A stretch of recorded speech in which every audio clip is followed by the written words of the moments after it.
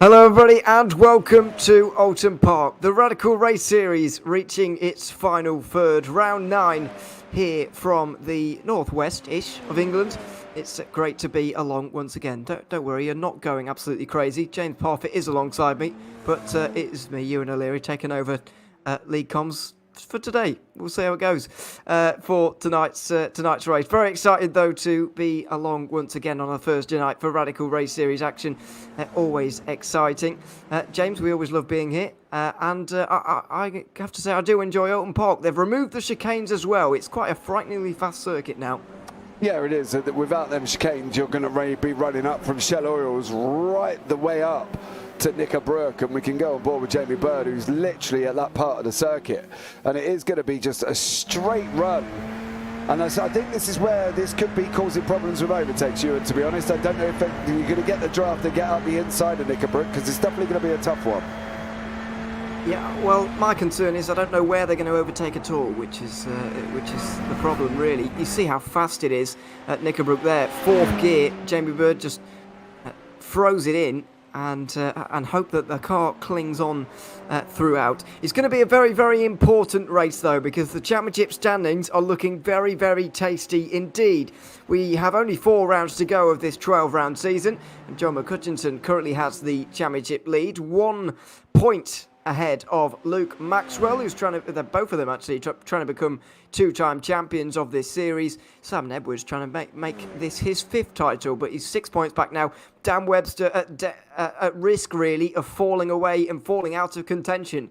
Needs a big round here today at 25 points back. Then Paul LeMay has really got a lot of work to do there, 73 points back with 4 rounds to go. Could probably say anybody outside the top 5 too far at this point. Mike Booson's heroics from last season probably won't be repeated. Paul Clark, Robert Woodward, James Child and David Rolliston round out the top 10. A nice consistent season from Martina Ward sees her equal with Seth Brown for 11th. Darryl Taylor just a few points ahead of Jamie Bird, who we just went on board with. Phil Glover is 15th. Then it's Jamie G, Graham Brown, Sergio De La Cruz, who hasn't been here for that many races, to be honest, but has racked up quite a few points. Colin Wynn has been away for quite a few weeks now, hoping to see his return ASAP whenever he can get back onto the grid. A couple of times champion Paul Crabb is 20th.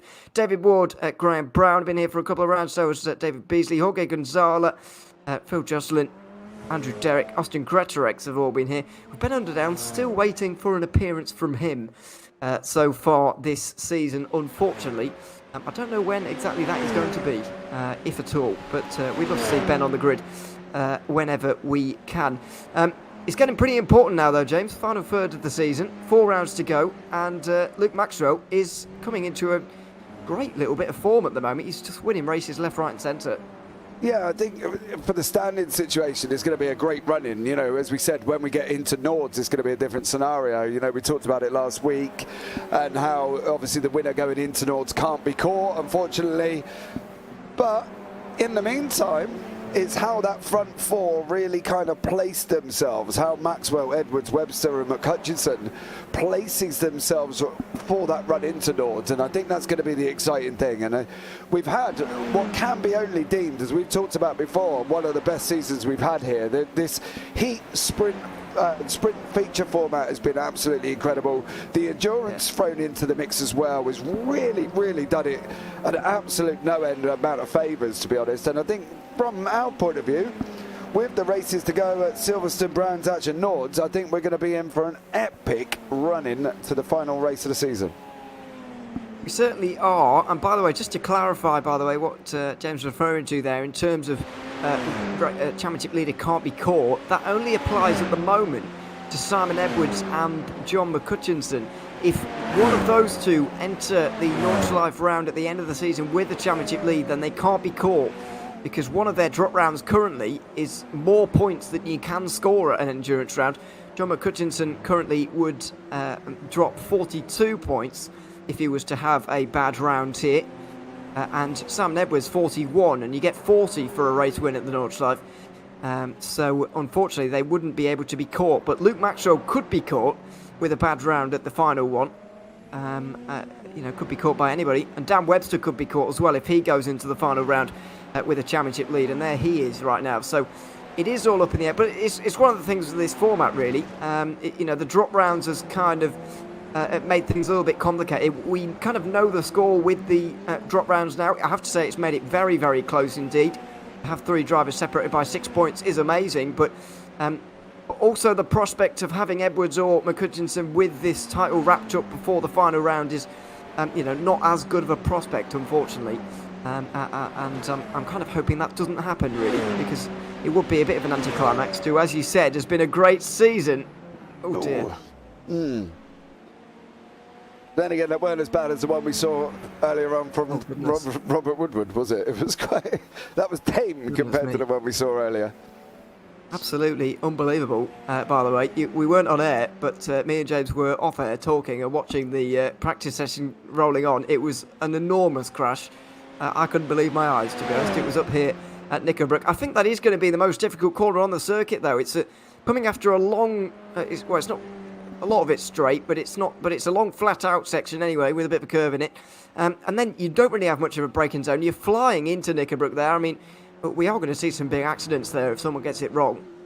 Yeah, they've only got to run wide. You've only got to touch that front left of the car on that grass, and there's just no control of it. As we saw with that Robert Woodward one, he got a little bit out of shape, hit the grass, done. He was gone. It was in the barrier, flipping around, doing all sorts of lovely pirouettes as if he was in a ballet gym. But, I think that corner alone, they've got to get right the first 2 or 3 laps, give their tyres time, let them warm up, get the grip going. Island as well, coming into where Island is now. They've only got to run wide out there, and you're into the tyre barrier. They've got to be careful for the first few laps here, because there are parts of this track that if they run off, they're going to be in the wall, in the tyre barrier or on the outside, and that's one of the things they've got to be careful. Well, I think this is where the problem's going to come in the reverse grid race as well. We mentioned that there's no room for error around here. It's quite narrow. The overtaking opportunities are slim at best. So I'm really not sure where the overtakes are going to come from. And I'm kind of looking up to the previous races in this season for some comparisons. Maybe Bathurst in terms of, not being able to overtake, but down at the bottom of the circuit you can overtake at Bathurst. I think this could end up being the trickiest reverse grid we've actually got all season long, and the championship contenders have got a huge day. The points obviously mean that it's a huge day anyway, but the track just means that it is a huge day in the championship for anybody looking to come through the field again in that reverse grid race. Yeah, definitely. I think the thing with Oulton, and we look at this circuit, and the likes of Maxwell, Edwards, Webster, there's no McCutcheon at the moment, which I am surprised about, considering he was talking earlier that he was going to be here. They've only got to position their cars almost to the middle of the circuit, and you're putting doubt in the driver's head behind them. They can't quite decide which way they're going to go, because there isn't anywhere really can go. And that run from here, from Shell Oils, right the way round, all the way to the last corner, there's just no way you would take a dive that's going to be safe. You've got to be looking maybe down into Lodge, the last corner, possibly down into Cascade if you can get a decent run out of Old Hall. But other than that, I can't really see where people are going to make the moves. No, I can't either. It's going to be a very, very difficult race. Now, I know we don't normally do this, and I hope you don't mind, James, but I want to bring Phil Glover in for a pre-race interview. He's just leaving the pit lane now, so I'm hoping we're not going to disturb him very much. Phil, can you hear us? Are you with us? Sorry to surprise you, maybe a little bit. Yeah, here, this afternoon. Yeah, I wanted to chat to you a little bit pre-race, really about what's going to go on. How are you are you enjoying this circuit? Are you not enjoying it? How are you feeling going into it? I absolutely love this circuit. Interestingly, it takes quite a bit to get the tyres warmed up on this track. So the first lap or so is going to be a bit of a challenge, and I think qualifying obviously will be as well. And I have to agree with you, to be honest, it is a nice circuit to drive. But what about driving with other people? Are you going to be able to overtake anybody at this circuit? Is it going to be a case of following the leader for a lot of the race? What's the situation going to be with regards to actually making overtakes? Well, yeah, that's going to... I think there's a lot on setup, isn't there? You could take the view that if people can't pass you very easily, then you might as well have the speed down the straight. So Yeah, whether people will be running low wings or not, I'm not sure. Well, let's see. Phil, sorry to disturb you on your practice at the moment. No. Good luck for the race. We look forward to talking to you afterwards. Yeah, no, always welcome speaking to you. Take care. See you later. Phil, just one quick question is, James, who's the person on the front of the car? Phil? Yeah? Who's the man on the front of your car? I don't know. I'm having a look now. I'm in VR. I'll have to get out to have a look, and that's dangerous on the track, isn't it? Yeah, don't do that, mate. Well, when you figure it out, let us know. We'll have a chat with you a bit later. But you take care, Phil, and have a good one. Yeah, see you later. There is a man on the front of his car, isn't there? There is, right? There I'm not imagining this. No, you aren't. But who is that? I don't know. I can't get any closer, unfortunately. Oh, right, yeah. Okay, well, he sounds as baffled as we do, to be fair. Phil didn't know either. So anyway, but he did highlight an interesting point, actually, that we hadn't spoken of yet. It's just what wing are you going to go for here? Because traditionally, if you're just doing a hot lap competition, you would really put the wings up for this one and put a lot of downforce on. But if you do that, you're not going to be able to overtake, or have people decided they're not going to overtake anyway, so they might as well have the downforce. It's a real, almost mind game you've got going into this with car setup. What do we think, right? Because of the fact that obviously, it's difficult to overtake, are you going to look at running that high downforce wing to stay in contact with people in front? We know Simon Edwards likes a good little skinny wing every now and then, so I'm expecting that's probably what he's going to be running. But what do we think of everybody else? Are they going to wait for mistakes, Ewan? Is that the situation, you reckon? I think they might have to, really, with a circuit like this. We heard it from Phil Glover. I just presumed it myself, really, that it was going to be really difficult. So, I think it is going to be a case of waiting for mistakes. But mistakes are never far away at this circuit, as we've seen so far. The grass lines this track, and it's very, very punishing indeed. It is actually, by the way, this is irrelevant information entirely, but it is actually the closest circuit to where I live. Although I've only been once, it's a very good one to spectate from. You can see quite a lot of the circuit, unlike some other circuits in the UK, which are not as good in terms of spectating from the actual circuit. So I'd thoroughly recommend it if you're in the UK and you're knocking about. Especially on Easter weekend, where there's a lot of racing around here. I don't know if you've seen it, James, but it's a great weekend of racing. Hoping to go this year, because you can see a lot of the circuit, and there's a lot of racing to be had on Easter Monday at Oulton Park. It's a great weekend. I haven't, but there is a plan. Well, miles away, to be fair. Yeah, I don't blame you. I am miles away, but there is a plan. I've got Yvonne Huffler, who drives the Team Brit. Her and her partner are doing some races around the UK on certain circuits. So I'm hoping to go up and meet up and join them, basically. We did some media work before up in Silverstone with them. So we're hoping to join up and maybe get a little bit more media work done and have a bit of a chinwag. So they're out on the circuit as well this year. So I might try and get up and have a look. I've never been to Oulton Park. I've been obviously to Silverstone. Yes. But that's probably, I think, thinking back, my only real UK circuit I've been to. Wow, that's quite... Well, I guess living in the middle of the country, nothing's too far away, actually. But yeah, it's... wow, I'm surprised about that, I've got to be honest. But there we are. Unless you're counting go-karting circuits, and then I've been... Oh, not really, no. Oh, right. Why are they not circuits for you, Ewan? Well, yeah, they are sort of circuits, but I mean, like, proper... big race circuits. Well, I guess you could argue Oulton Park's not a big race circuit, could you? I suppose if you're being really snobby about it. But yeah, I don't know. It's anyway, it's a great circuit. Anyway, you should visit if you ever get a chance listening in. That's the moral of that story. That took longer than it should have. Anyway, qualifying's underway. Quarter of the way through, 3-lap format as always. Drivers get 3 laps. And interesting to note that John McCutcheon is here. I did also see the same message that you did about him being able to maybe even practice more than normal, but clearly that's not happened, or at least it's not happened on our practice servers. But as ever, it doesn't really seem to matter. He's setting purple sectors everywhere right now. Yeah, he's flying along. He seems to be able just to turn up and rock on, and he's gone into pole on a 118. He's got 7 tenths. I think it's near enough 8 tenths quicker than Edwards, and 2 tenths quicker than Maxwell, and the times are coming in thick and fast currently at the moment. But Maxwell, Webster, McHutchison.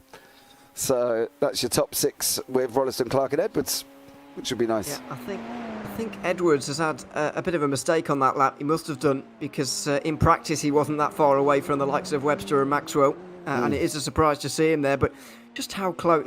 We have seen such a good season this time around, not just because of the format, but because we've got 4 contenders for this championship. I mean, this is my 4th season of this championship now, I'm pretty sure.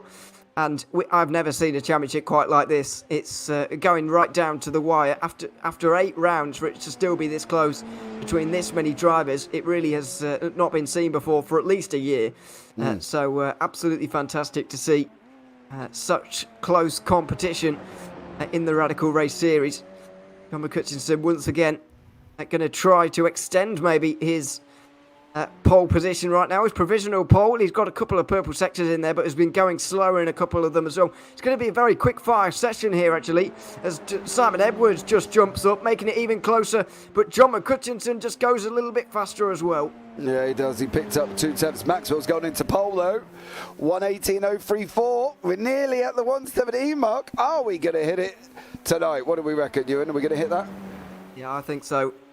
Before qualifying, I would have said no, actually. But now, given that the second lap pace is already in the 18 zeros for Maxwell, I'm very confident that one of them, if not more than one, will be able to get into the 17s over the line. I think that's Darrell Taylor, who's just slipped into 13th position. It is.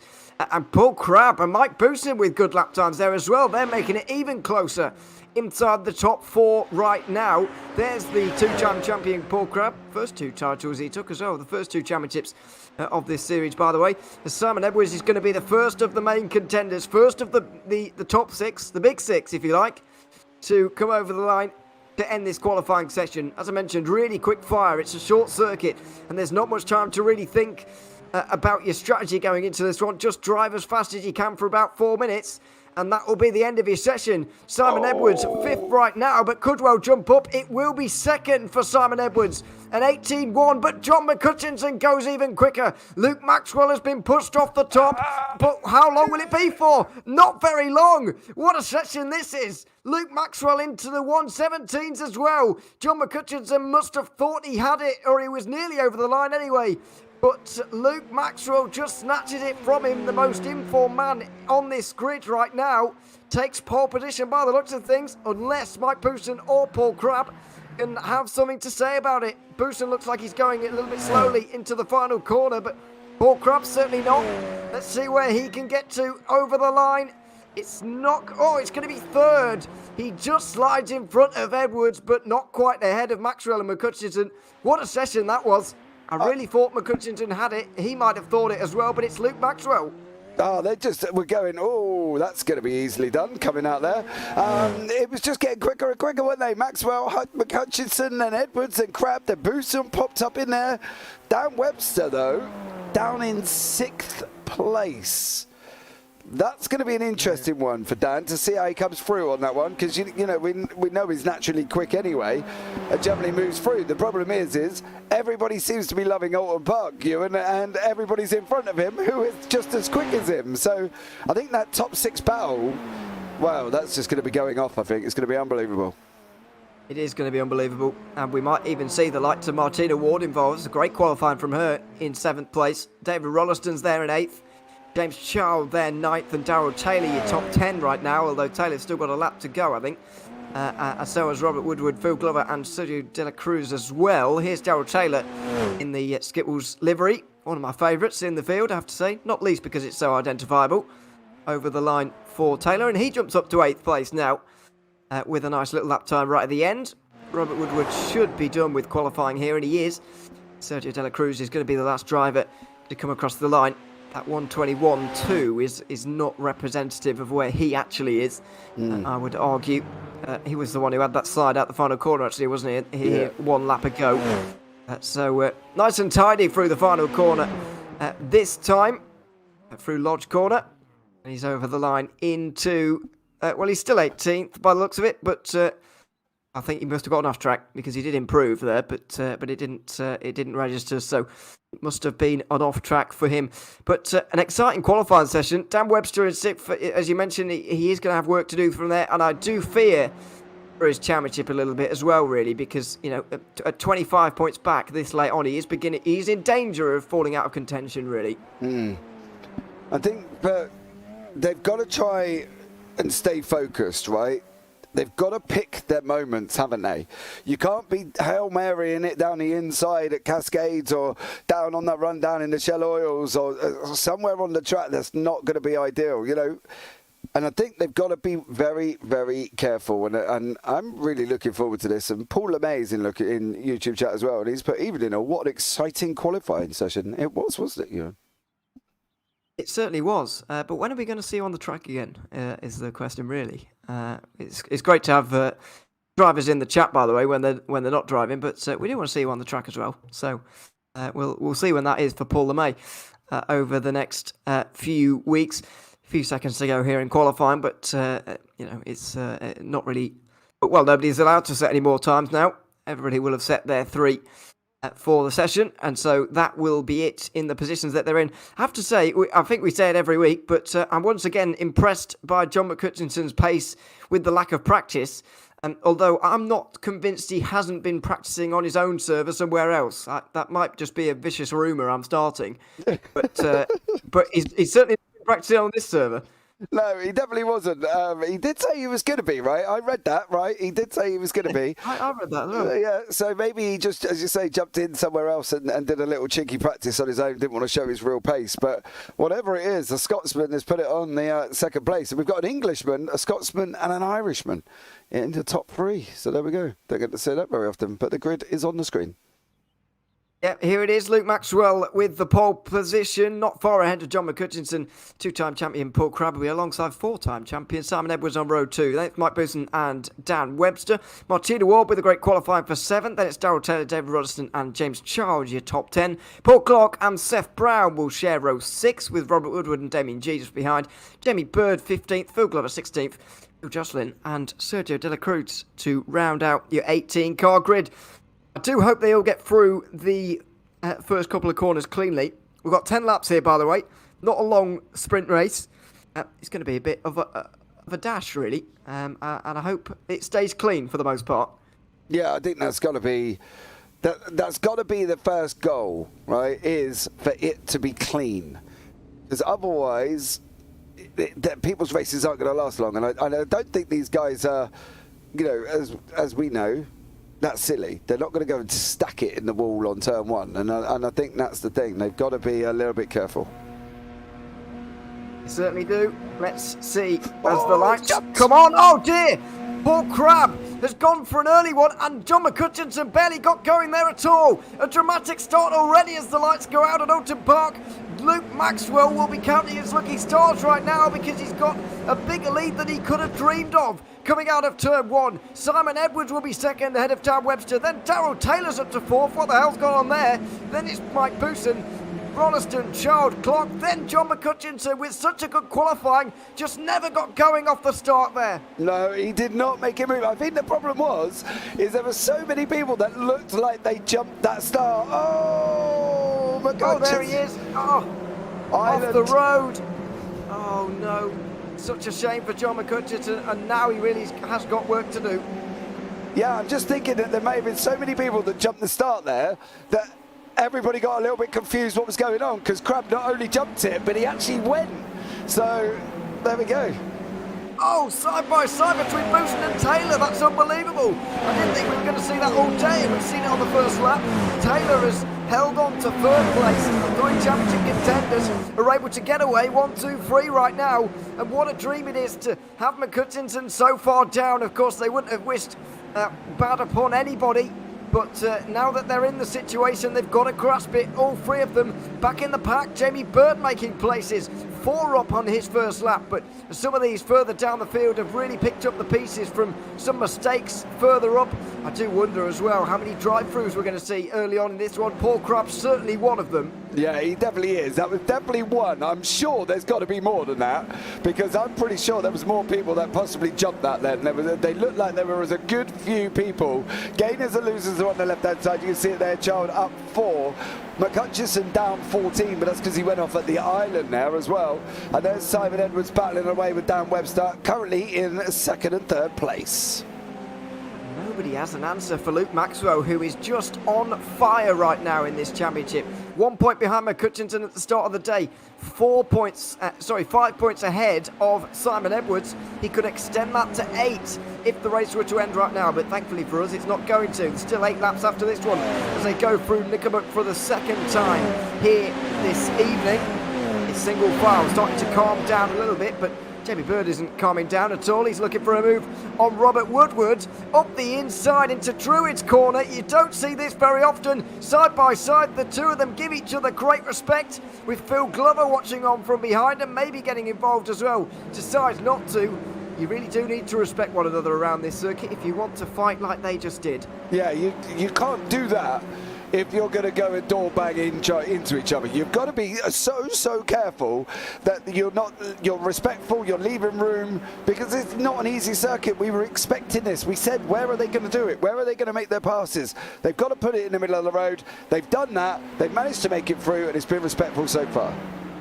I think there may have been an incident between Phil Jocelyn and Martina Ward, quite possibly, because they found themselves further down than a good 5 or 6 seconds down on where they were before, and Martina Ward trying to make up for lost time now up the inside into turn 4, and she has got that done now up to 15th position, as Robert Woodward has an issue at turn 5. Down at the hairpin, the banked hairpin, Robert Woodward has been off, possibly in a similar fashion to what John McCutcheon was in the opening lap of this race. He was heading this group and had the pressure being applied by Jamie Bird. Was he pushed into a mistake by Jamie Bird, or did he make it all on his own? Or was it another combination of those two things? Well, we'll find out shortly, but one thing's for certain, he's back down in 16th place. Yeah, we can have a look now at the Martina Ward, Phil Jocelyn, then jump forward to Robert Woodward. Here we go. So, McCutcheon's involved here as well, I think, down the inside of Phil Jocelyn. And Martina Ward tries to follow McCutcheon through. Didn't quite come off at Martina, to be fair to her, just waited up there, which is the right thing to do. Yeah, and this is what happened to Robert. We're just going down into Cascades. We think it's going to be on the run down Shell Oils. I got a funny feeling, though. As you said, Ewan, it looks like it could possibly be all on his own. Yeah, it doesn't look great for him at the moment. He might have found the wall here as well, I think, at some point. Here he goes, flies into turn 4, as you do, and into 5. Brakes quite late, locks up into the gravel. Oh, and he's found the wall there as well. You often do. The barrier really not very far away from you when you're down at the hairpin there. So he's found the wall as Darrell Taylor's off at Knickerbock. The fastest corner on the circuit. Everybody gains a place as Darrell Taylor finds the wall in a big way. Yeah, he definitely does. I've got a funny feeling there. We may be looking at that Robert Woodward incident like we saw earlier on there as well. But Rolleston here with James Child. Rolleston goes up the inside of Lodge there. We'll have a look back at that Darrell Taylor one very shortly, Ewan, but it looks like we've got 5 laps remaining and it's all starting to get a little bit more spicy. It's so spicy in this race right now. 4th position, the battle for 4th place is looking very interesting indeed. How has Simon Edwards found himself here as well? We must have missed that, but it might have been involved with Darrell Taylor. Mike Booson was there as well, Dan Webster as well. All of them suspects, possibly, in this case. Let's see if we can acquit them or not, if we continue the analogy. Darrell Taylor, though, this is his off. He finds the grass himself. That was the previous lap, so he has been clearly pushing the limits on laps previous. Unfortunately, this time he's going too fast, isn't he? You can see that from a long way out. He's not even nearly made the corner there. Oh, goodness me. big hit on the wall, bodywork everywhere. We haven't quite got our answer with Simon Edwards just yet, but we certainly do with Darryl Taylor. That's big damage there. Here's Simon Edwards. It's turn 5 again. And a really difficult one, and he's found the wall fairly significantly there as well. So a big day in the championship, a huge day. Luke Maxwell's up the road winning this race, while Simon Edwards and John McHutchinson are scrapping for points right now, scrapping for singular points here or there.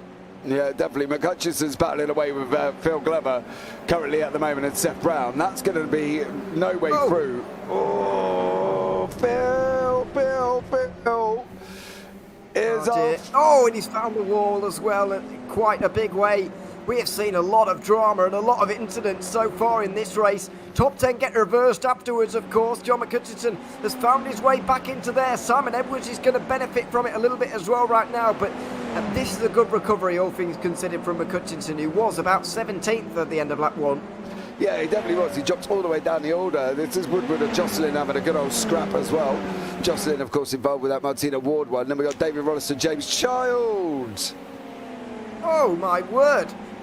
James Child on the grass, trying to make his way through in towards Knickerbrook. Then there is John McHutchinson, who has got through on Seth Brown now on the way out of turn 5. And on the kind of roller coaster run up the hill. Got it done before Knickerbrook, though, which is very ideal, really, given how we've seen that corner so far. Battle is for 4th place, though. This is where the train is coming from, and this is where Simon Edwards finds himself. Yeah, he's right in the mix here. I think the interesting thing is, from a race, from the feature race, top 10 reverse, you know, you're going to have McHutchinson there, who's just made a move past Seth Brown. Brown is trying to come back on the inside of turn 1. No, nothing given at the moment. But at the moment, McHutchinson's going to be in 2nd, Edwards is going to be in 4th. So, in an ideal way, they kind of want to stay where they are, I would have thought, to try and maximise their feature race, would they not? Yeah, possibly, but it's the toss-up, really, because you do want the points as well, which is the difficult part of it. As Robert Woodward tries to find his way down the inside of Phil Jocelyn. And Dan Webster's not exactly done with Luke Maxwell yet either. We're about 3/4 of the way through this one now. We're coming up to that. But he gained 1.1 seconds on the last lap. Dan Webster did a 17.9 on that previous lap. A really fast lap. Maxwell was not exactly going slowly in the with a 19.0. But Webster's closing here just a little bit. And maybe that conversation for the race win's not quite done yet. No, I think that we've got, well, we got 7, we've got 3.5 to go. Busson's in third, Rolliston's 4th, battling away. He's got that train behind him of Gerald, Clark, Edwards, Bird. And McHutchinson's going to be coming into it about 2.5 seconds back. Maxwell, though, kind of responds to that and pulls out two nearly 3 tenths on him. So I don't think we're done, but I don't know if Maxwell's managing the gap more than Webster's pushing up to him, I think. Yeah, maybe Maxwell is managing the gap, because that was the fastest lap of the race so far there from Luke Maxwell, as Seth Brown once again is going side by side towards turn 1, this time with Damien G. I'm not sure how he's found himself there, but he has dropped a couple of seconds off the back of McHutchinson, the championship leader, as it's once again side by side through this corner, proving quite popular. Phil Jocelyn and Robert Woodward on this occasion. Woodward's going to find himself with the inside line at turn 3 here, which should give him the place. The long looping left-hander downhill at Cascades, and he has got the place now. Into 12th place he goes. Sergio De La Cruz closing in behind. This is where the group is, though. This is where Simon Edwards kind of needs the points, kind of needs the reverse grid to benefit him as well. A very awkward position he finds himself in right now. Yeah, it's a tough one for him at the moment, because we know who's in front, right? We know it's Paul Clark. We know it's very tough to pass, and Paul Clark on a circuit that's tough to pass anyway is going to make it even tougher to pass. So I think Edwards has really got to pick his moment here with Clark. Clark's not going to roll over and get his belly tickled. He's going to put it up the stoutly defences. So from Edwards' point of view, maybe for the next lap and one more after, this may be all he can get. Possibly. I think Edwards will try and make this move, though. I don't think he'll be thinking about that second race just yet. He's not going to lay it all on the line here, but he is going to just exercise a little bit of caution, especially towards turn 5, where of course he went off before. And you've got to wonder as well whether the damage is affecting him. I hope we get to speak to him after the race, or after the event, I suppose. to see if the damage is really affecting him in this race, because it wasn't an insignificant hit on the wall. No, it definitely wasn't. He went in face first, didn't he, almost? There was no hands there as he falls to the floor. He went in and hit it. So from his point of view, he's got to be doing something to his car. Maybe that damage is causing him to lose top end, or something off it. But all in all, he's just not being Simon Edwards, is he? We wouldn't expect him here to not be able to make that game round Clark. But then you throw Clark on a difficult circuit, this is what you've got. We wouldn't expect him here in the first place, really. No. But we have done. It's a bizarre situation we do find ourselves in on board as we get the white flag, if you like, in America. But the last lap, 10 out of 10. And it's been a 10 out of 10 race so far. Side by side between Crab and Jocelyn. Poor Crab there, recovering from his drive-through, of course. He's not quite going to make the top 10. Who is going to make the top 10, though? Damien G versus Seth Brown. This is a very, very important battle for pole in race 2, effectively. Yeah, these guys are obviously pole position, aren't they?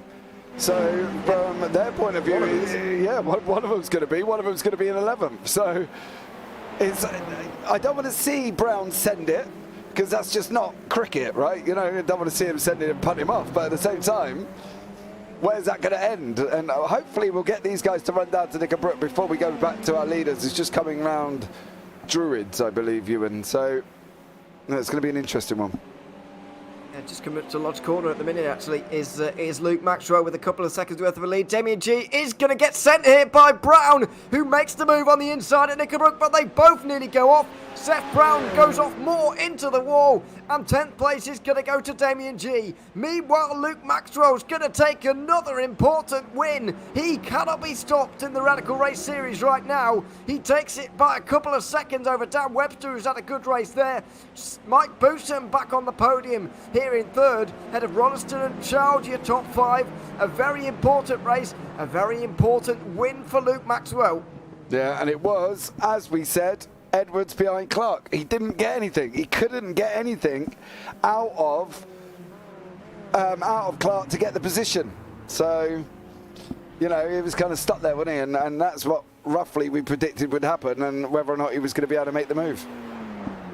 Well, I have to say that has now swung the championship massively in Luke Maxwell's favour. Now he has an advantage of 12 points, I believe. At this stage in the season, he does indeed. But what can McCutchinson reply with a front row start here in race 2? Darrell Taylor will have to lick his wounds, I'm afraid, and come from the back of the field in race 2 as well, as will Seth Brown, who will be starting alongside him on row 8 for the second race. I have to say, a great battle and a clean battle, I'm glad to say, between Damien G and Seth Brown. It's just a shame that Seth Brown ended up in the wall there, really. Yeah, it was definitely a tough one. Zach's got it right. These cars with this little margin for error, no one is scared to chuck it side by side. You're right, they're not. But at the same time, that side by side has caused Brown to go and hit the wall and potentially lose 10th place. He had to send it. We knew he had to send it. But did he do it in the right place? Could he have waited till Lodge at the end? Maybe.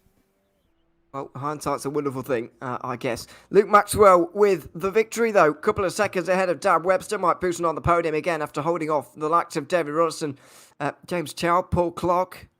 They were all there. Simon Edwards included as well in 7th place. Jamie Bird splitting 2 of the championship contenders. John McCutchinson, just about got there, but finishes in 9th to drop to 2nd in the championship. Then it's Damien G and Robert Woodward just missing out on the reverse grid there, unfortunately. Paul Crabbe recovered to 12th after his drive through. Phil Jocelyn 13th. Just getting home ahead of Sergio Dela Cruz, who was really marching at the end of that race. Seth Brown, unfortunately, found himself on the wall at the end. He finished 15th. Darrell Taylor was in the wall a little bit earlier. He finished 16th. Martina Ward and Phil Glover ending up laps down in that race.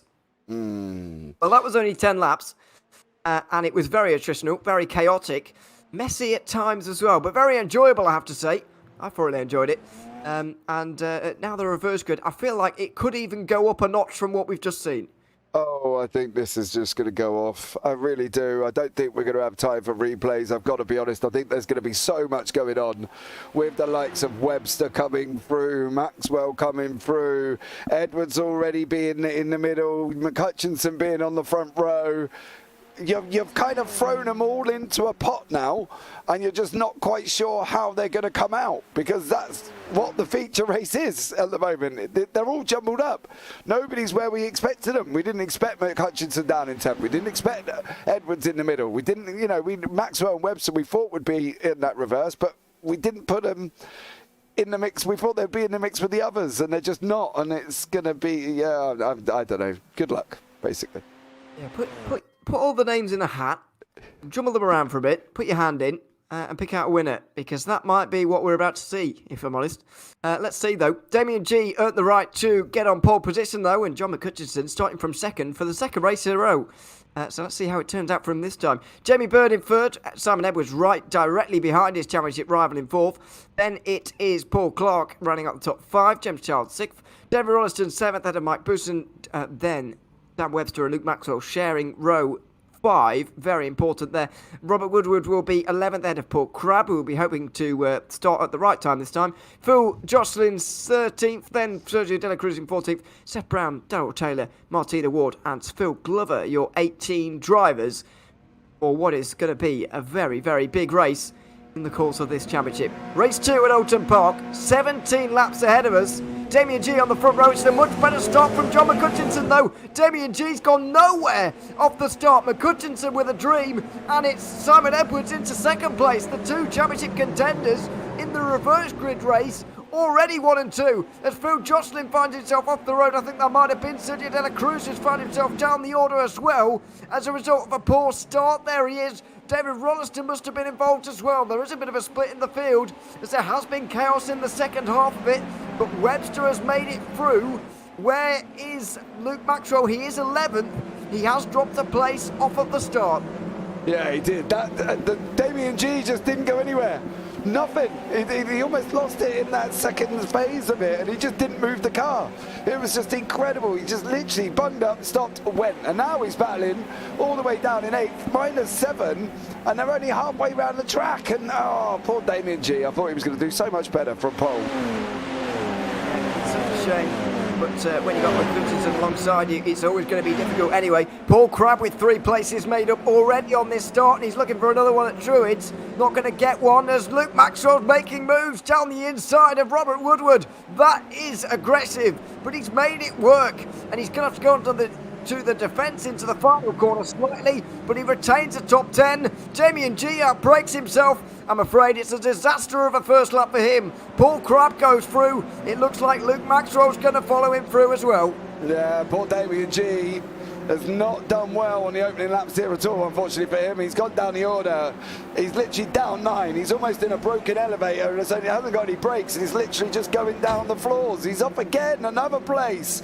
He's going down and gutted. Poor Damien G. He is being put through. It's like putting yourself in a washing machine and just going round and round, because that's what he's feeling right now. 12th place for Damien G. Darrell Taylor's through as Jamie Bird's off at turn 5 with Paul Crabb maybe. I think they're unrelated. Well, they certainly are genetically. Anyway, I mean the incidents, of course.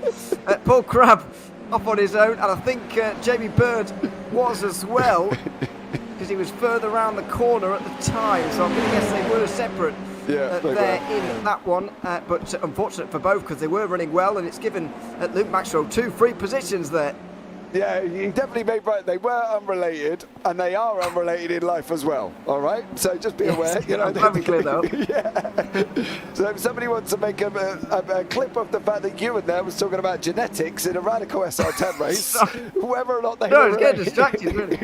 I was just trying to make sure people don't get the right idea. Anyway, Dan Webster down the inside of James Child. That was a nice move actually into the final corner. He's made it work. At 4th place for him now, but the top 2 are absolutely away.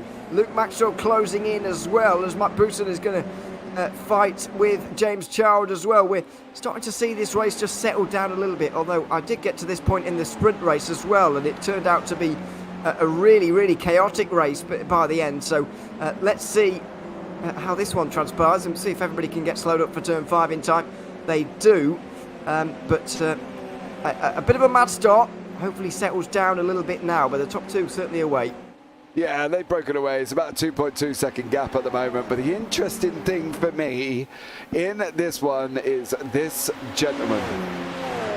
Paul Clark from iLounge Racing, one of the primary sponsors here of HPE Automotive as well. So go and check them out. All links are in the description, guys. I do have the pleasure of going up there on Saturday, so I'm really looking forward to that one. I know my kids are coming with me and they're looking forward to it as well because of the sims that Paul has got. But how is Dan going to approach this, Ewan? Because we know who he's behind, don't we? He is the brick wall. We need to start calling him, I think, because Paul Clark is unpassable at times, and Oulton Park is only going to make Paul Clark's reputation grow, I think, in being an unpassable driver. It is difficult to pass here anyway, but Paul Clark is one of the best at keeping another driver behind, even if he isn't quite as quick as them, which has happened quite a lot of times so far, especially in these reverse grid races. He has kept faster drivers behind him for frustrating amounts of time if you are the driver behind. Dan Webster on the move now, maybe looking up the inside at turn 5. It is a brave one if you're going for that, and he decided not to, but it is a good run out of there, and now into Knickerbrook. There may be a chance here. Slipstream for Webster. He has got a bit of extra straight line speed as well. Gets very close to the back of Paul Clark. He's on the outside line though, going into the fastest corner on the circuit. Surely this can't work. He's going to brake later. He's going to go round the outside. He's going to drive the car in harder, and he has made it work. Paul Clark probably can't believe his eyes. Dan Webster is through, and he's going to consolidate it into Druids as well. That was a really nice move. Oh, I did not think that was going to work. I thought that was it. When Webster went in, hotter than a hot potato, I tell you, I didn't think he was going to stop that car, but he managed to get out on the brakes. He got it stopped and did an absolutely stellar job in going past Clark there, because he needed to as well, Ewan, didn't he? He can't allow the guys to get too far in front, and that's Joe just lost the move to Buson. Yeah, there's Buson in the inside at turn 1, and Luke Maxwell's going to try and follow through the best he can. Down the hill towards Cascades, not quite going to go down the inside at turn 3. He's going to have to wait a little bit longer, maybe do something similar to what Dan Webster just did, although it is very, very difficult to replicate, as we've seen so far. Looking backwards now from Buson onto that fight between Child and Maxwell, who sticks his nose, in the mirrors a little bit at least, but not necessarily down the inside. This could become a difficult race from now, and it's settled down a little bit, and this means it's going to be harder for Maxwell to overtake now. Yeah, I think now Luke is under the cosh. He's got to try and do something in this short period of time. He's got 12 laps, which is great, but he's got to be making moves. Otherwise, he's not going to get them. He's not going to get to Webster. He's not going to get to Edwards. He's not going to get to McHutchison. And that's a tall order already. You know, he's got other cars to pass. Yeah, I don't think he's going to get there at all. The best he can hope for already, I think, is 4th, as he goes down the inside of James Child for 6th place at least. He is gaining points. There's another one, another 1 point, but still, with the way the point system works, he's still losing about 15 to McHutchinson, and that will pretty much wipe away the sprint race win he's just had. In terms of the points he gained there, a 12-point championship lead can evaporate very, very quickly in the Radical Race Series with the format we have these days. You are never, ever safe in the championship lead.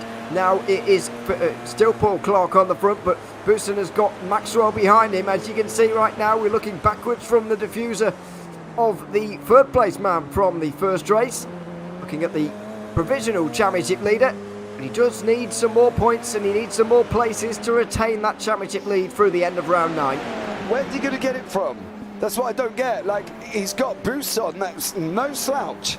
Clark, that guy might as well have a builder attached to his rear wing building a wall. You know, now he's got Child on it as well. Maxwell is under the cosh. He's got to decide, am I just going to send this? Am I going to Verstappen it? Or what's the situation? Because he can't sit back for much longer, because look where they are. He's almost currently 8 seconds back from McHutchinson. He's got to go, and he's got to go soon, but he just can't go soon enough. There's just no room for him to go anywhere.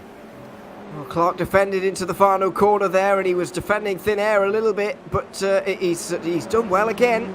Buson with no opportunity to head down the inside at turn 1, as he did on James Child a couple of laps ago, although he's still close down the hill at 2 and 3. It's almost getting so close that something has to give here almost, because there's so much nervous energy almost in this group that something's going to happen soon. into turn 4. They're going to fly through the left-hander. Downforce pinning you to the road. Inside line for Paul Clark as he goes on the defensive again, using the banking of the hairpin to really throw it in late on the brakes. Out of the corner, the exit there is really what you need. Luke Maxwell's probably got the best of it, but with Bousson getting slipstream from the car in front, his life is going to be made very difficult. Here we go, defence, inside line for Maxwell, although he's going to have to back out once again. Oh, Bousson's gone wide. Oh. He's lost 2, Child and Maxwell. Now Maxwell's turn to have a go at Clark. Oh, good luck. It's forever the best way to overtake. Just wait for the car in front to make a mistake, and there you go.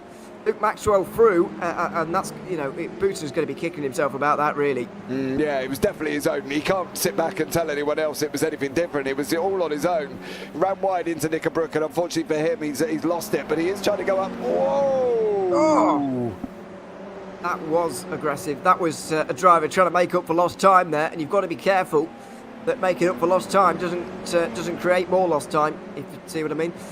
Because that very much could have done with an incident in towards turn number 1. Still 10 laps to go, including this one, by the way. This is by far the closest and arguably most important, interesting battle we have on the circuit right now. It's certainly the only train remaining of more than 2 cars, although there is a little one developing for 12th place right now. Luke Maxwell, though, right on the back of the impossible to overtake Paul Clark up towards Knickerbrook. He does look a little bit weak on the straight line speed, does Clark, and Maxwell's going to be forced to head to the outside line. Oh, he thought about it, he really gave it a good think there, but he can't risk a championship making a move like that. Then again, are we talking about what we spoke about before when we said about low downforce, high downforce? Are you going to look for that, being able to control the car through the corners and sacrifice that little bit on a terribly hard circuit to overtake anyway? Or are you running Maxwell where you're looking to go a little bit faster? I think Clark's on a downforce session, I've got to be honest.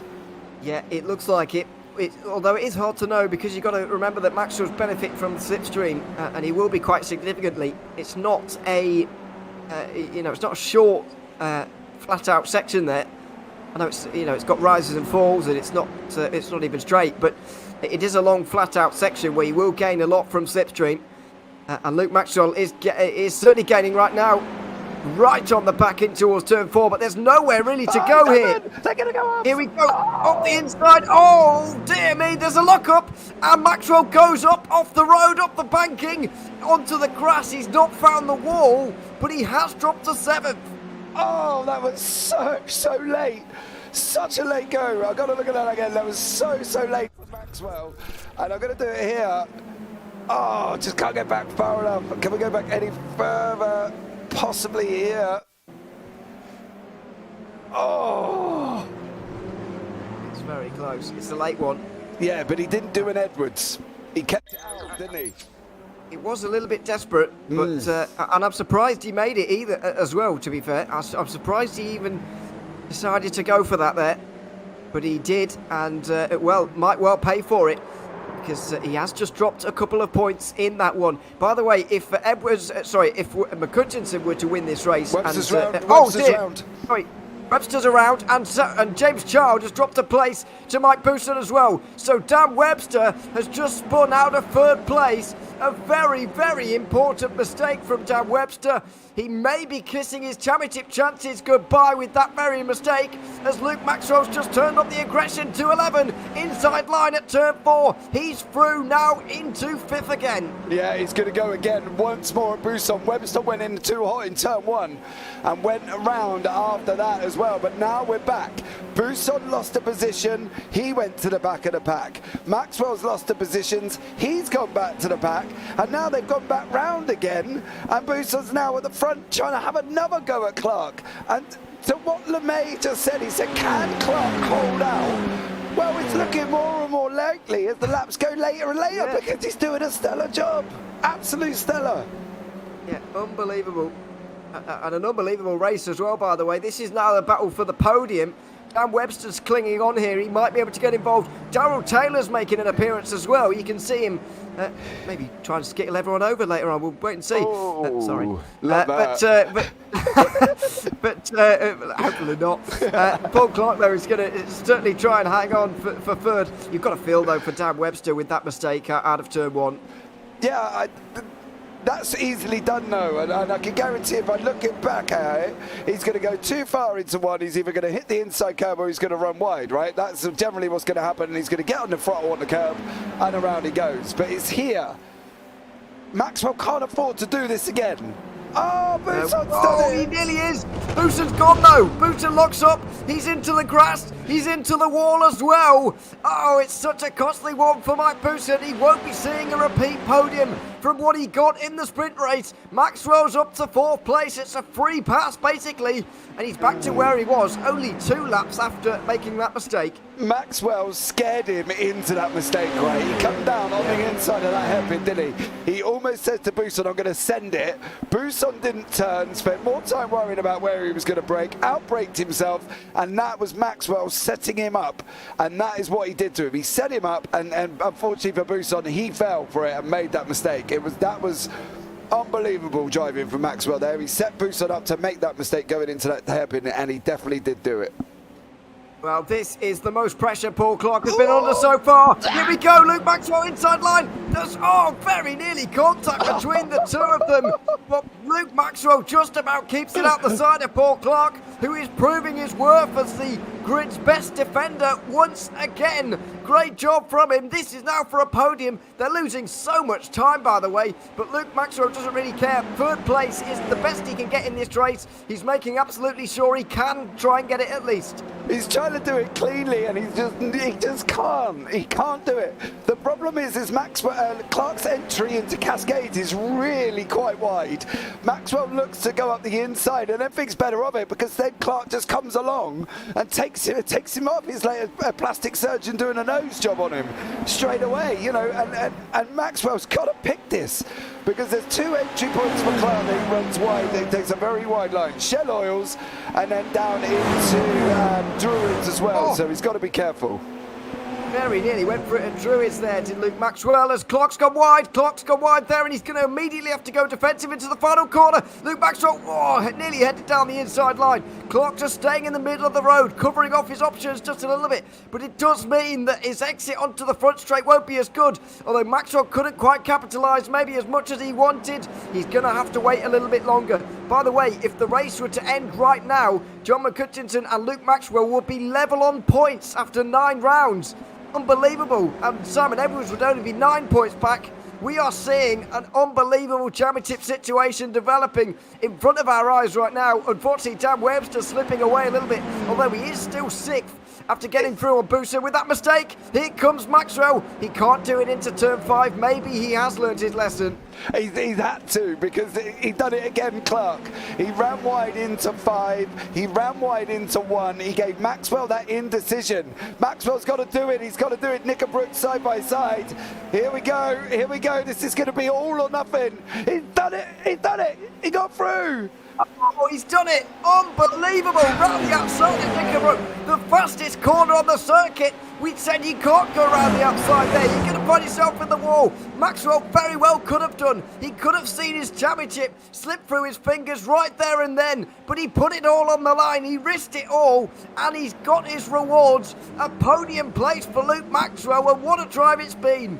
Yeah, and hats off to Clark for about 4 or 5, if not more laps than that. He kept that 4. Maxwell, Bousson, Child behind him, and he's done a stellar job. And now he's got Child and Webster. Webster's climbing all over Child, faster than a baby monkey picking fleas out of his mother, I'll tell you that much. And now Webster's got through, and now he's going to have a go at Clark. Oh, poor Paul Clark.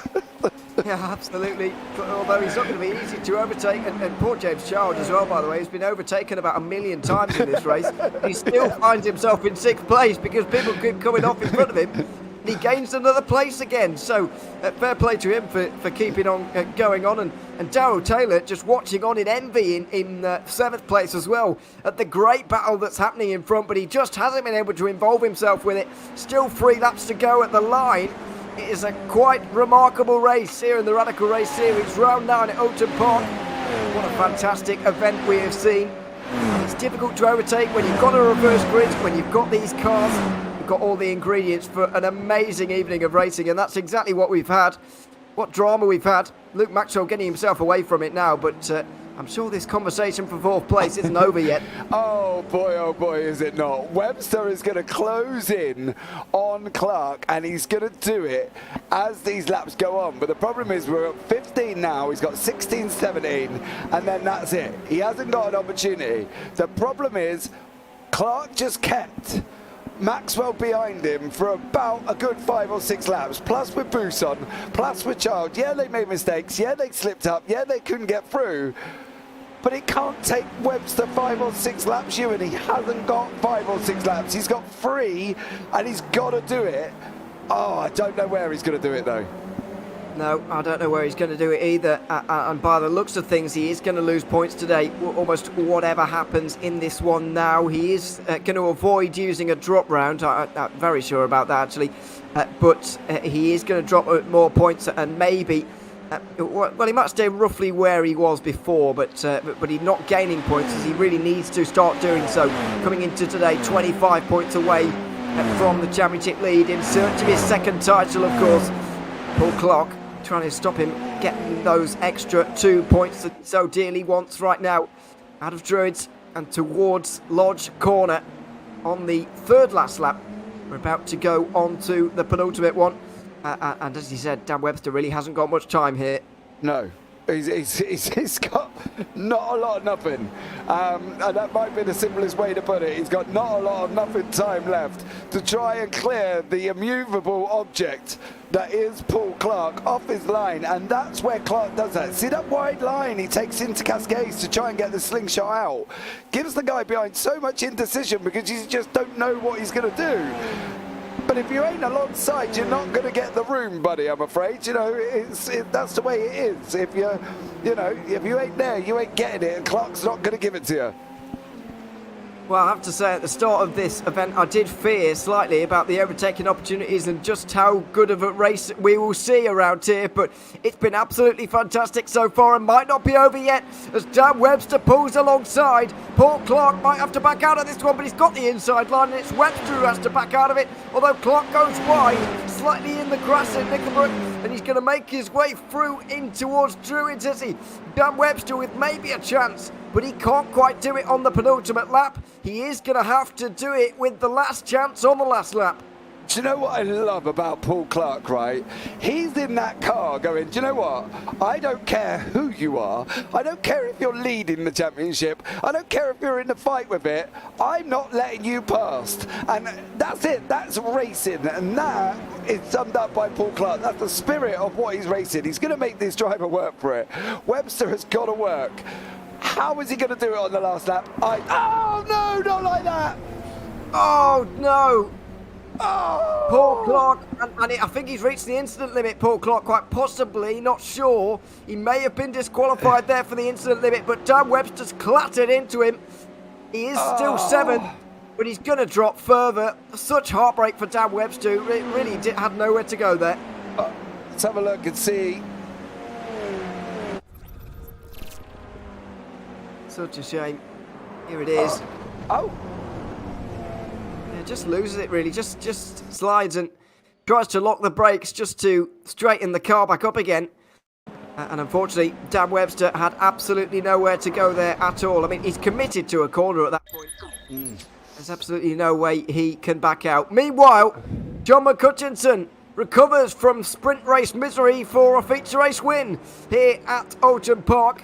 Simon Edwards, 2nd place, picks up a nice few points and will remain in the championship hunt as Luke Maxwell completes a heroic drive to 3rd place. James Child and Darrell Taylor find themselves in the top 5. I don't know if I've ever seen anybody overtaken so many times and still finish 4th, but James Child has just managed it.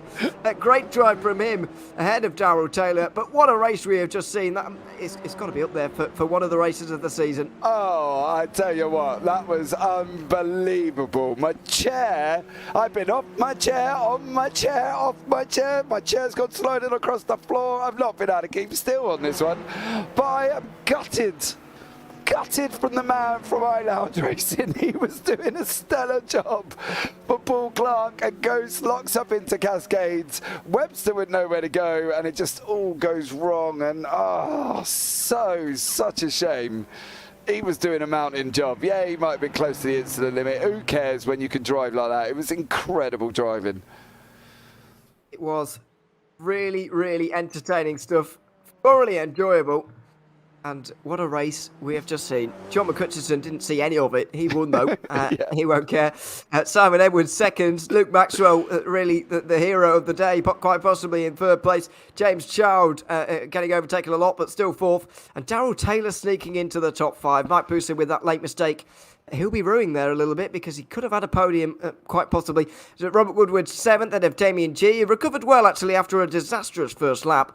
Seth Brown and Dan Webster round out your top 10. Then it's Sergio De La Cruz and Phil Glover found his way into 12th. Martina Ward with a much better race 2 here to find herself 13th. Then Jamie Bird 14th. Paul Clark, unfortunately, a lap down, couldn't finish the last lap. David Rolliston found himself a lap down, and Paul Cram and Phil Jocelyn also found themselves laps down by the end of it. As I mentioned, though, John McCutcheon didn't see any of that. No, not one bit. He didn't have a clue what was going on. He didn't care what was going on behind him at all. He just drove his race, didn't he? And he did it. Yep. Incredible. Absolutely incredible. But we've got some people waiting in the booth for you, Ewan. We'll start off with the third place man of Luke Maxwell in to the booth for you. So here we go. There's Luke, Ewan. We'll try and do it. Yeah, here we go. Luke Maxwell, welcome to the booth. Did you enjoy that as much as we did? Oh, it was fantastic. That was one of the most fun races. Yeah. Trying to unlock the nut that is Paul Clark. Yeah, he is difficult to overtake. It was absolutely enthralling road through where we were sat, and you were providing most of the entertainment. You mentioned it there. Paul Clark, famously difficult to overtake, but I guess that might have been compounded by this circuit a little bit, really.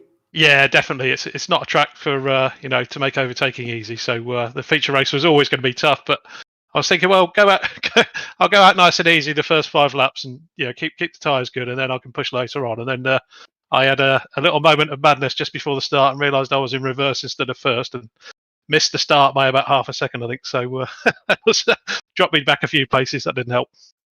Yeah, I did wonder, actually. You did find yourself outside the top 10 early on, and you very nearly found yourself in an accident, I'm just finding out. Actually, we were just watching a replay of the start there. But anyway, you found your way through it.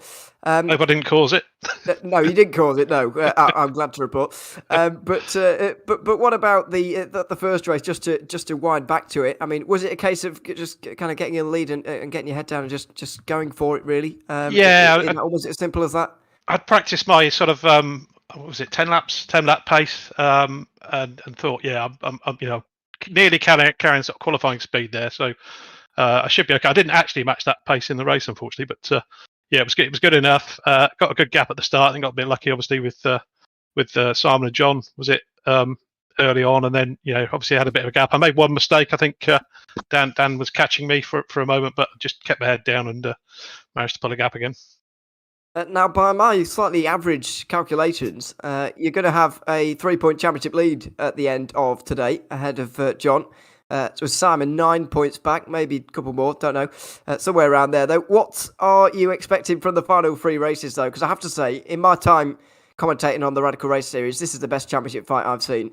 Yeah, I think I definitely got off to a slow start this season. I had a couple of bad races, but you've got the 3 drop rounds, so I kind of thought that. But I think that the second half of the season, the tracks definitely suited me more. So it was a case of just trying to, let's bide the time and do as well as I can. And obviously everyone's trying to do the same thing, right? It's it's tough. It's tough, and it's a great battle. I like it's racing these guys is great fun. So yeah, bring it on. Yeah, I don't know if you know this, but you're 3 of your first 4 rounds are your drop rounds. So I guess you might not be surprised to learn that, I suppose. It kind of keeps the pressure on for the rest of them, doesn't it? Not to make any mistakes. Yeah. Certainly does. Anyway, Luke, congratulations on entertaining us so much here this evening. It's been fantastic. Cheers, from where we've been, and congratulations on the results as well. Cheers. Thanks very much, Luke Maxwell, third place, and certainly my driver of the day, just for the pure entertainment factor there. To be quite honest with you, very entertaining indeed. Should we work our way up the grid today in terms of up the podium? Why not? I suppose. Yeah. In terms of the race 2 order, so that would bring us to Simon Edwards next. I know he's not been waiting very long, but we'll bring him in. Simon, welcome to the booth. Second place in race 2. How are you feeling after that round, really? We didn't see an awful lot of you, to be honest, but 7th and 2nd, success or are you disappointed? I couldn't find the pace. I'd only had 1 day practice. I'm an old man, so I need about 8 days out of every 7 to come up to speed. I only practiced yesterday evening, and I got a base set up in. So I was, to be honest with you, my ambitions was to be top 5 both races. And if I could beat Dan, Luke, or John, or etc., then that would have been a good result. So I'm taking it as a good result. I'm just really annoyed with myself for the first race by locking up into the hairpin and then driving That's what happened. a rather bent car. Yeah. We didn't see the initial off for you in the first race, but yeah. It was anyway. You recovered 7th place in the first one, 2nd in the second race. Is it? What about the final 3 circuits? Are they kind of circuits you feel a bit better about, maybe going forwards? To be honest with you, this is one of my better circuits normally. Okay. And Red Bull Ring's not bad. So I've just lost a bit of pace. So I'm just going to hang on, not let it get to me, and just go for the last 2 races. I can't remember what the next race is. Can you remind me? Legacy Silverstone circuit. Yes. Oh dear. All right. Okay. Oh dear. Yeah. I've got to say, I'm looking forward to it, but maybe you don't sound like you are. No, it's just Silverstone. I'm not a big fan of a big flat circuit like that. It's okay for a Not even with the bridge. Oh, yeah. I'll have to. I know what you mean, because it's into Bridge Corner, isn't it? Sort of the old style. So I won't condemn it before I try it. But it's going to be a bit challenging if we've got Maggots and Beckett's and pretty long straight through to the Bridge Corner, because you don't know what downforce to put on. So that might be interesting from your point of view, from a commentator's point of view. Oh yeah, I'm very much looking forward to it. Just a quick one as well. Out of all your time here in the Radical Race Series, you've obviously got quite a few seasons under your belt now. Is this the best championship fight you've been involved in? Yeah, no, I love this format generally. Whenever I come into a format like this, I just love the format. And yeah, I would say yes from that point of view, because we're always racing somebody at some point in the race. Or in my case, I'm just avoiding somebody on the grid. Yes, that does seem to be a recurring theme. But Simon, congratulations on your drives here tonight, and we look forward to seeing you again next week at Silverstone. Yeah, see you then. Thank you. Cheers. Simon Edwards, 2nd place in the second race, 7th in the first, and we're going to bring in the winner from race 2 as well. John McCutchinson, now 2nd in the championship, but 1st in race 2. John, welcome to the booth. I've got to ask you as well, by the way, what happened to the practice before the race? Did you actually get any done? Yeah, I got about an hour's done, had a private session. And just had a late entry. So I thought I did get some tweaks done. Sorry to interrupt. I thought I was starting a real rumour when I said you were practicing privately, but it turns out to be true. So there we are. Did it help very much? I mean, you started very well in qualifying. Did it feel any different this time to how it does normally, or are you just used to the no practice these days? I had a decent setup, a base setup to work from, so I just had to soften it a little and adjust some of the arbs, and it was fine. And just doing laps in and getting up to pace, and then I screwed up race 1.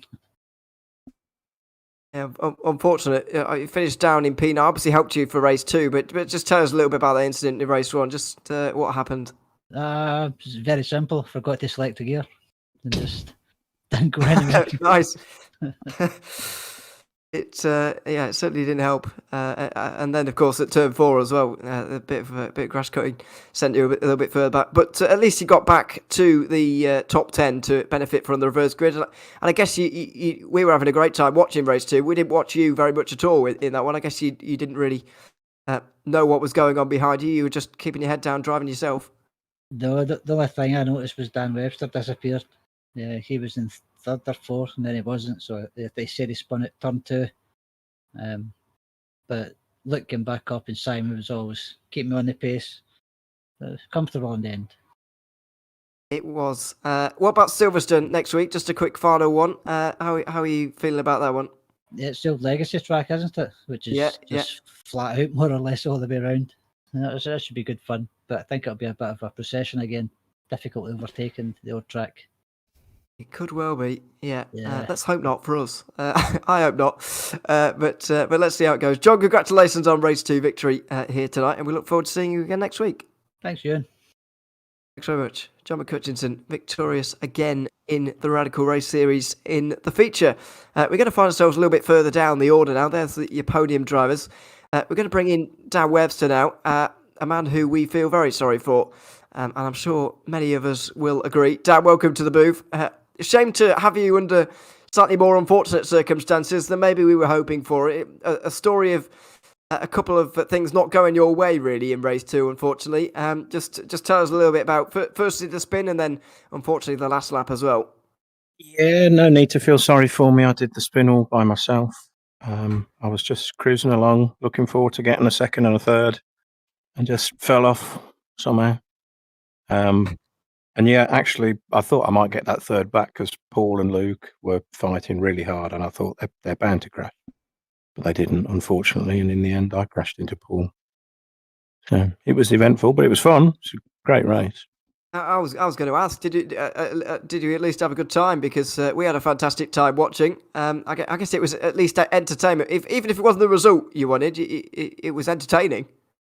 Yeah, it was brilliant. Yeah, it was really, really good. And I keep telling people to use a clutch pedal, but I seem to be the only one that can start the car at the moment, which is also good. Well, yeah, we've seen a lot of that at the moment. What about Silverstone heading forward? It's the 2008 version, by the way, which is a scarily long time ago that we had the bridge, but whatever. How are you feeling about that layout and that track next week? Yeah, I like Silverstone a lot. I would have preferred the current circuit, but I like the old one as well. So yeah, I look forward to that. Should be good. And a quick last one: your championship aspirations, are they still very much there? Yeah. Hopefully this week hasn't put too much of a dent in it, but according to the league page, which takes into account drop weeks, I'm still right up there. So yeah, hopefully Let's I hope can so. get a decent result. Yeah, let's hope so. I need Look forward to I seeing need you a few again. better races. Yeah, maybe a little bit. Look forward to seeing you again next week, Dan. And thanks for chatting to us. Yeah, thanks, guys. Thanks very much. Dan Webster, 10th place in race 2, a little bit better in race 1. Needs those points, of course, to stay involved in the championship, which he still, of course, is. One final driver to chat to, as we do every week. Phil Glover joins us. Phil, welcome to the booth. Hi, Ian. Shame to see you off in race 1, but had a bit of a better race 2. How was your evening overall? Well, I think I'm going to have an appointment with the stewards for race 1 because I ended up, I was under pressure as John was coming up in my mirrors on that first corner, wasn't I? So I span off there, and I thought I could probably get up the Perry track back into the pits. So I went up there and then reversed back into the pits, but it caught me out, disqualified me. The second race, well, of course, not doing very well in the first race, put me at the back. But I think I finished 12th, and just looking at the times, I did a 1:18.896, which the quickest time was a 1:18.163. So, yeah, not too bad. I just couldn't make any progress on the cars in front, though, to be honest.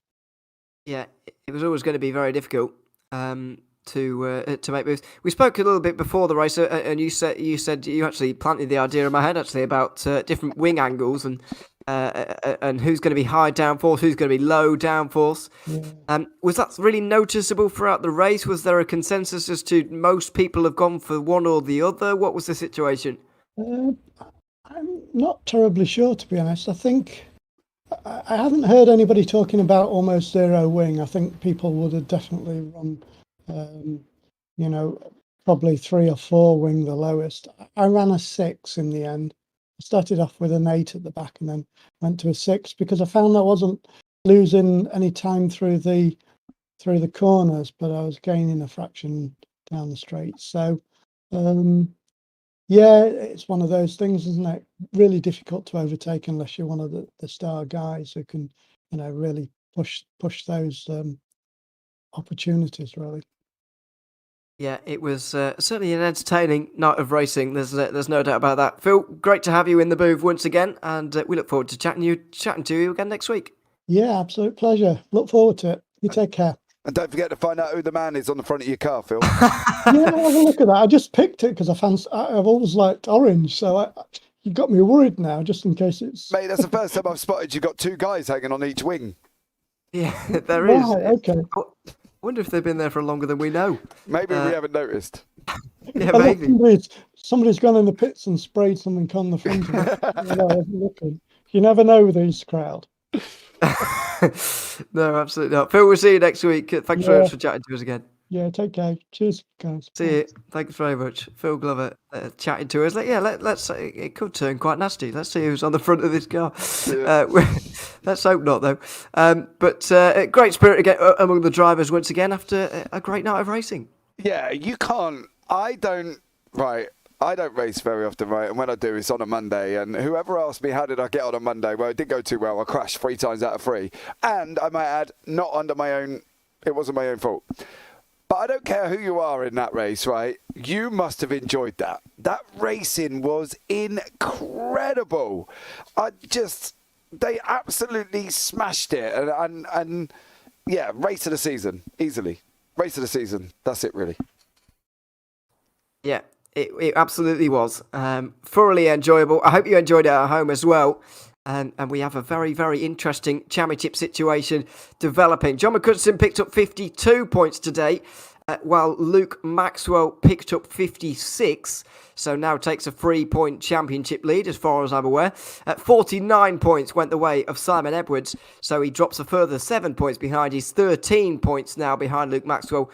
As far as I know, that's quick mental maths in my head, by the way, so that might be wrong. We'll update you next week what the actual standings are when somebody proper has done the proper maths with a proper calculator. I hope, anyway. So make sure you join us next week. Pleasure to be on once again here on the JPB channel. Don't forget to subscribe and watch all the other racing that's going on, not least on a Thursday night, by the way, which this is not the only racing going on tonight, but pretty much every night we've got racing on. So make sure you have a look around and stay tuned. But for now, that's it from us. Hope that my lead commentary wasn't too off-putting. And I hope you enjoyed the racing. I've been Ewan O'Leary, James Parfitt alongside me here on the JPB channel. Until we see you next week for more Radical Race Series action from Silverstone, it's goodbye for now.